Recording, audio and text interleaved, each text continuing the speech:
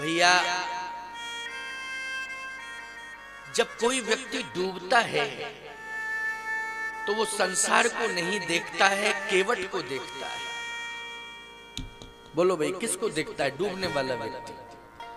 डूबने वाला व्यक्ति केवट को देखता है कि नाव लेकर के आ जाए और मुझे सहारा दे दे, क्योंकि जल के अंदर बचने के लिए एक विकल्प है नाव, और नाव पर पूरा अधिकार किसका होता है?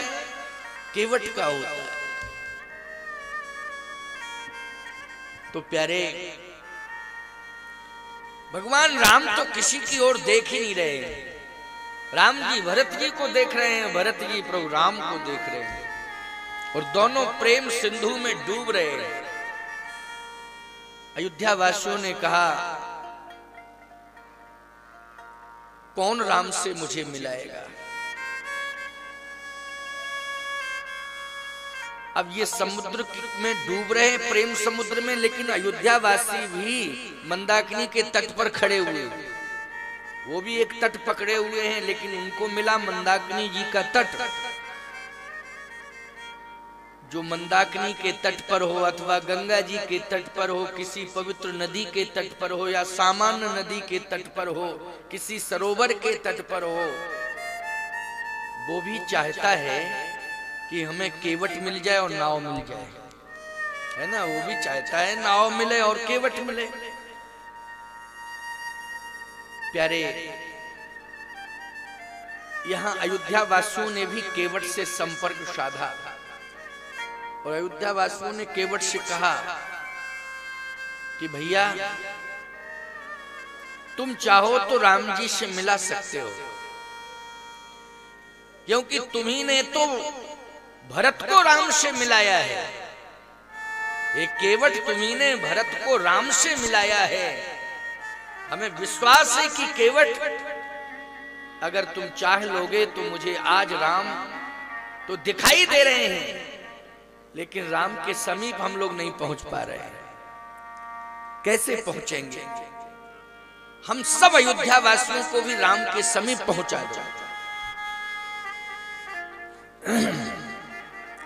केवट ने कहा, विचार करते हैं। देखो, ये केवट साधारण नहीं है, ये केवट भगवान का विशेष प्रेम पात्र है। सुन केवट के बैन प्रेम लपेटे अटपटे, बहिसे करुणा एन चितय जानकी लखन तन। वो प्रसंग जब आप सुनते हो ना, तो प्रेम लपेटे अटपटे। और एक विशेषता है इस केवट की कि सारा संसार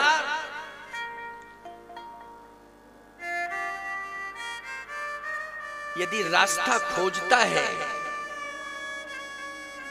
तो गुरु को माध्यम बनाता है अथवा शास्त्र को माध्यम बनाता है, कि शास्त्र के द्वारा हमें रास्ता मिलेगा अथवा गुरु के उपदेश के द्वारा हमें रास्ता मिलेगा। रास्ता मिलेगा तो हम उस रास्ते पर चलेंगे, तो उस रास्ते के माध्यम से कौन मिलेगा? बोले परमात्मा मिलेगा। रास्ता बताने वाला कौन है? बोले रास्ता बताने वाला या ग्रंथ है या गुरु है।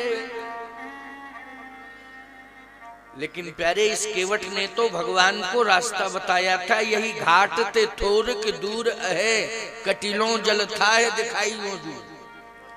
ये जरूरी नहीं है कि आप मेरी नाव में बैठ के ही पार हो। यही घाट ते थोरक दूर है, थोड़ा आगे एक घाट है, कमर कमर से जल है, नाव की जरूरत नहीं पड़ेगी, आराम से पार हो जाना, जाइए, कोई दिक्कत नहीं। इसका मतलब है कि सारी दुनिया को पार करता है कौन? बोले परमात्मा। लेकिन माध्यम कौन बनता है? या तो ग्रंथ बनता है या गुरु बनता है। क्यों भाई? माध्यम कौन बनता है? ग्रंथ अथवा गुरु। लेकिन आज परमात्मा को पार करने का माध्यम बन रहा है केवट, और रास्ता भी बता रहा है केवट। तो ये साधारण केवट नहीं है। इसी केवट ने भरत जी को रास्ता बताया था। आप सब रामायण पढ़ते हो। भगवान को रास्ता किसने बताया? बोले केवट ने, यही घाट ते थोर की दूर है। अच्छा भाई, भरत जी को रास्ता किसने बताया? तब केवट ऊंचे चढ़धाई। क्यों भाई, यहां भी केवट आ गया? तब केवट ऊंचे चढ़धाई।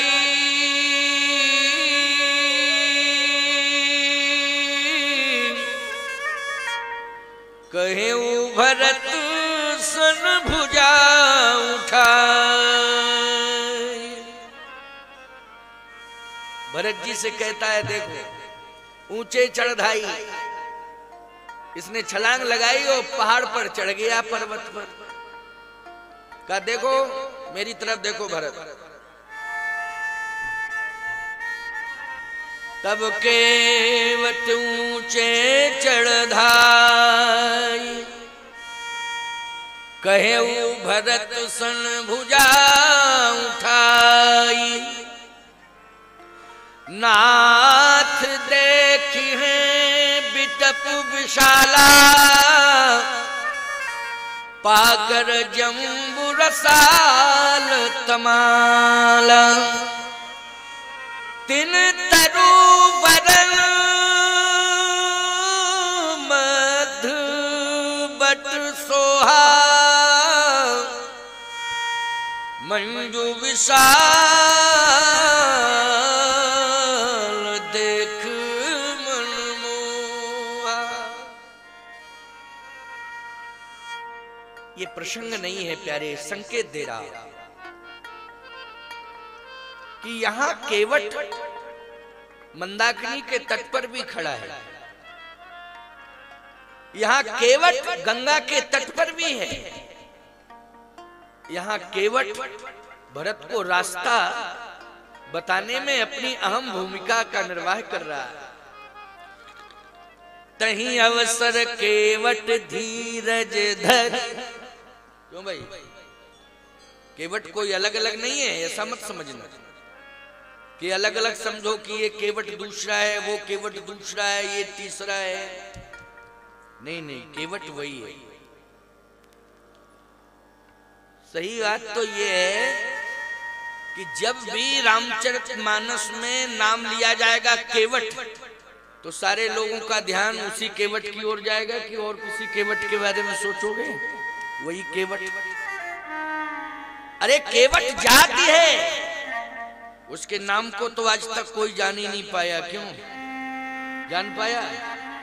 लेकिन सही बात तो ये है, केवट के नाम को कोई नहीं जानता है, लेकिन केवट के काम को सारी दुनिया जानती है कि केवट ने काम क्या किया। नाम को कोई नहीं जानता है, काम को। अच्छा बोलो भाई, आज दुनिया में लोग अपना नाम करना चाहते हैं कि नहीं? केवट ने अपने नाम को छिपाया है। बोलो छिपाया कि नहीं? किसी रिकॉर्ड में रिकॉर्डेड है केवट का नाम। श्रृंगवेरपुर में रामायण मेला होता है। श्रृंगवेरपुर में रामायण मेला होता है। वहां एक लाइब्रेरी है प्रयागराज में, वो श्रृंगवेरपुर से संबंधित है। और वो लाइब्रेरी में बहुत सारी रामायणें हैं, धर्म ग्रंथ हैं। क्योंकि श्रृंगवेरपुर में जो रामायण मेला होता है वो केवट और निषाद राज पर आधारित होता है। तो जितना भी साहित्य है उस लाइब्रेरी में वो श्रृंगवेरपुर से संबंधित है, निषाद राज और केवट। लेकिन उस लाइब्रेरी में भी बहुत सी रामायणें हैं, उनमें खोजा गया इसका नाम क्या है, तो नाम नहीं मिला। मिला ही नहीं नाम, केवल केवट केवट। अच्छा, गोस्वामी तुलसीदास जी महाराज ने भी केवट की चर्चा जहां जहां भी रखी, वहां केवल केवट शब्द आया, कोई नाम है ही नहीं। इसका मतलब है कि केवट ने अपने नाम को छिपाया है। और काम को प्रकट किया है, दुनिया वालों को दिखाया है अपना काम। नाम छिपाओ, काम करो। लोग नाम छिपाते नहीं है, आज नाम छपाते हैं। नाम बहुत छपाते हैं लोग, लेकिन केवट ने नाम को छपाया नहीं है, नाम को छिपाया है और काम को बढ़ाया है। इतना बड़ा काम किया भगवान का केवट ने कि मैं कहता हूं कि केवट भगवान के काम के प्रभाव से राम राज्य का पहला नागरिक बन गया।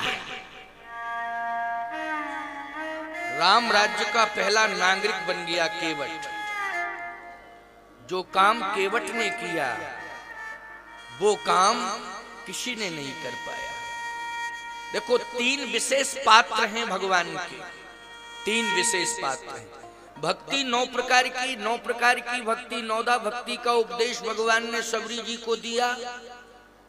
लेकिन 3 विशेष भक्त भगवान ने चुने और उनको 3 विशेष भक्ति प्रदान की। उनमें एक केवट भी आया है, उनमें केवट का नाम आया है। 3 पात्र हैं। एक तो केवट जो भगवान के विशेष पात्र माने गए हैं, भगवान ने विशेष रूप से उन्हें भक्ति प्रदान की है, विशेष मान करके भक्ति प्रदान की है, विशेष रूप से स्वीकार किया है भगवान राम ने। वो 3 पात्र हैं, नाम ले रहा हूं। केवट है, दूसरे श्री जटायु जी हैं और तीसरे श्री हनुमान जी हैं। केवट को भगवान ने विमल भक्ति दी, गिरिराज जी को भगवान ने अविरल भक्ति दी और हनुमान जी को अनपायनी भक्ति दी। एक बार फिर सुन लो जरा, क्योंकि ये बातें सदा सदा के लिए हैं, हृदय में रखो इनको, महत्वपूर्ण बात है। विमल भक्ति, अविरल भक्ति, अनपायनी भक्ति, 3 भक्ति और विशेष 3 पात्र हैं, केवट, गिरिराज जी और हनुमान जी।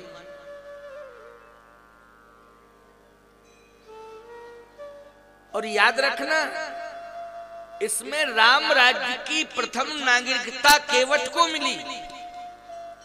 राम राज्य की जो प्रथम नागरिकता मिली उसमें केवट का नाम पहले नंबर पर आया। क्यों? क्योंकि इसने गंगा के तट पर भगवान को राजा माना है। केवट ने गंगा के तट पर भगवान को राजा माना है और केवट ने चित्रकूट में भी भगवान को राजा माना है। केवट ने जब भी भगवान को देखा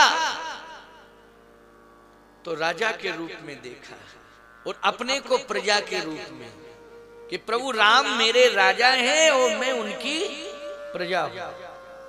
तो बोलो भाई, जिसने सबसे पहले उस परिस्थिति में जहां सारी दुनिया मांगती है परमात्मा से, लेकिन वो कंडीशन केवट के सामने आई कि भगवान को मांगना पड़ा केवट से। अच्छा बोलो, मांगने वाले व्यक्ति को लोग भिखारी की दृष्टि से देखते हैं, ये तो भिखारी है, मांगने आया है। बोलो भाई, है? अच्छा एक बात और बताएं आपको, आप कहोगे नाव यदि कोई मांगता है तो वो भिखारी नहीं, वो तो साधन मांग रहा है, उसको कहां से भिखारी मान लोगे? धन पैसा रुपया मांगे तब तो बात बनती है भाई। अरे वो गंगा के तट पर उसके पास नाव है, अरे आप भी जाते तब भी नाव मांगते कि भैया थोड़ा नाव लाओ हमको पार करो, उसमें क्या दिक्कत की बात है? आप रास्ते में जा रहे हो, स्टेशन पर उतरे, बाहर आए, टेम्पू वाले को इशारा किया भैया टेम्पू लाओ टेम्पू लाओ। अब टेम्पू वाला कहे कि भिखारी है ये तो, अरे तुम्हारे पास साधन है, हम जाना चाहते हैं, हम बुला रहे हैं, आइए बैठा लिए ले जाइए, इसमें कौन सी बात? तो नाव चलाता था भगवान ने नाव मांगी, इसमें कौन सी बात है कि भिखारी? सुनो, पार करने वाला केवट भी है और पार करने वाले भगवान राम भी हैं। बोलो भाई, मैहर में दो धनवान हो, दोनों के पास धन है, लेकिन अगर एक धनवान दूसरे धनवान से अगर पैसा मांगने लगे तो ईमानदारी से बताओ वो क्या सोचेगा कि इसकी आर्थिक स्थिति खराब हो गई है। अभी तक इसने मांगा ही नहीं, जरूरत नहीं पड़ी इसको, लेकिन आज मांग रहा है तो कंफर्म है कि आर्थिक स्थिति इसकी खराब हो गई है, इसलिए ये मांग रहा है। अर्थ से इसका प्रभाव हट गया। भगवान के पास इतनी बड़ी नाव है कि इसमें सारे संसार को बिठाता है और पार कर देता है। वो लोग कर देता है कि नहीं? अरे केवट के पास तो छोटी मोटी नाव है, कोई बड़ी नाव है क्या? साधारण नाव है। भगवान के पास तो इतनी बड़ी नाव है कि पूरा संसार बैठ जाता है उसमें। बोलो भाई, वो भगवान पार कर देता है। लेकिन जिसके पास इतनी बड़ी नाव हो और आज वो नाव मांग रहा है, और सावधान, ये वो परमात्मा है जो भव सागर से पार करता है। ये तो गंगा का किनारा है। अरे गंगा भी आज साथ नहीं दे रही है, इन्हीं के चरणों से तो गंगा निकली है। जिसके चरणों से गंगा निकली हो, ईमानदारी से बताओ, जैसे बाप बेटी के दरवाजे पर पहुंच जाए, उदाहरण दे रहा हूं, बाप जो है बेटी के दरवाजे पर पहुंच जाए तो बेटी बोलो किवाड़ खोलेगी, सम्मान पूर्वक बाप को लेगी घर के अंदर कि नहीं लेगी? बोलो जल्दी है? क्योंकि बाप आया है। आज प्रभु राम गंगा के तट पर हैं तो नख नरगता मुनि वंदता त्रैलोक पावन सुरसरी। भगवान के पद नख से गंगा निकली हैं, तो बोलो बेटी की भूमिका में है कि नहीं? तो आज बाप ही तो आया है बेटी के यहाँ, रास्ता नहीं देगी क्या बेटी? बाप के लिए कोई जगह नहीं है। और माँ और बाप दोनों खड़े हैं। क्यों भाई, अकेला बाप नहीं है, माँ भी तो साथ में आई है, हैं? लेकिन प्यारे, गंगा भी आज केवट के अधीनस्थ है। बोलो है कि नहीं? तभी तो रास्ता नहीं दे रही है गंगा। और केवट कह भी रहा है कि रास्ता है भी इस घाट पर, रास्ता नहीं है आगे के घाट पर। यही घाट से थोड़े की दूर है, कटिलों जल थाए, कमर कमर से जल है, वहां से पार हो जाओ। फिर भी भगवान नहीं जाना चाहते। केवट से कहते नहीं, तुम नाव लाओ, मुझे बिठा लो, पार करो। इसका मतलब है कि केवट ने भगवान को बनवासी के भेष में नहीं देखा।